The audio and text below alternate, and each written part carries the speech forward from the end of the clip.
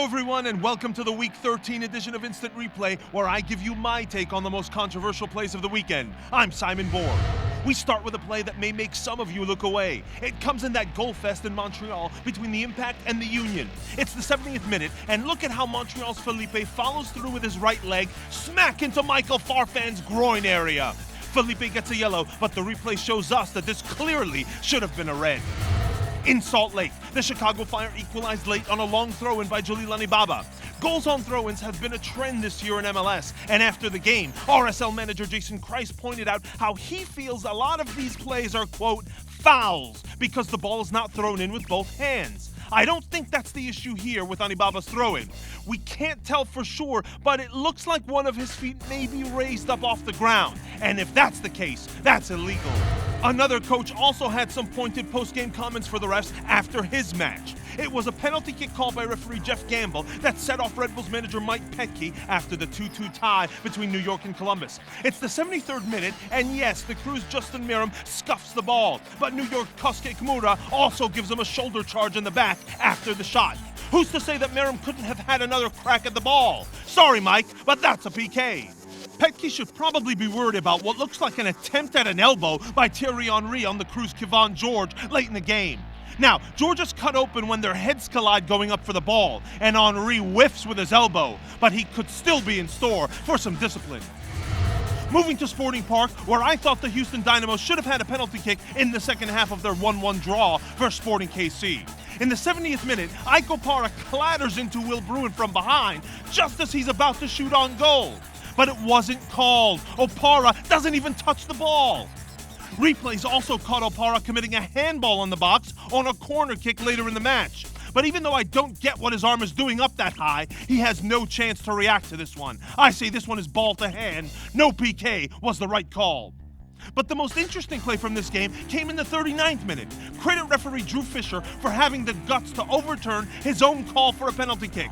You can see that KC's Oriol Rosell doesn't even make contact with Brad Davis as he cleanly wins the ball in the box. That's what assistant referee Kevin Daliba is likely telling Fisher, leading him to go back and award the drop ball instead. Now, compare Rosell's tackle to the first penalty called in the LA-Seattle game. Sounders manager Ziggy Schmidt didn't think his side should have been whistled for the PK in the 33rd minute. But while Rosell got all ball in Kansas City, Sounders defender Jimmy Traore clearly goes through forward Gyasi Zardes to get to the ball here. You can't do that. I'm with referee Baldomero Toledo. That's a PK. Traore ran the risk and paid for it. As for the penalty itself, the Sounders bungle this one. First, Mauro Rosales is one of the Seattle players who encroached before the kick is taken. And then goalkeeper Michael Spurny is also way off his line. Robbie Keane gets a second try, and this time he converts. No doubt about the second PK call in this game, just 10 minutes later. Look at how Seattle's Brad Evans just takes the feet out from under Juninho. It was 4-0 Galaxy by halftime, and Seattle's Shawnee Joseph looked particularly frustrated by the turn of events. He came close to a send-off with a hand to the head of Marcelo Sarvas early in the second half. Then, with 3 minutes left in the game, he does it again to Sarvas right under the nose of the referee, and it's a straight red for the veteran.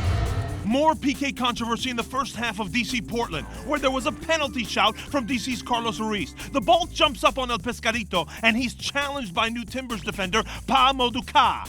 It looks like their feet collide high up in the air on the follow-through. I think that's a good no call by referee Jose Carlos Rivero.